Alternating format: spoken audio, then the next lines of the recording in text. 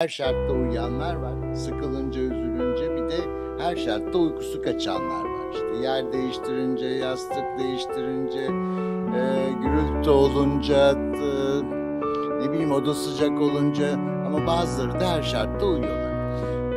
Önemli olan bunu kafaya takmamak. Yani bir insan gerçekten sürekli uykusuzluk yaşıyorsa, uykuya dalamıyorsa ona artık bu iyi uyku ya da iyi uyku hijyeni kuralları, gürültü, yatak, işte ışık gibi uyaranlardan negatif etkileniyor. Siz ona odayı karanlık yap, sesleri kıs dediğiniz zaman daha duyarlı hale geliyor.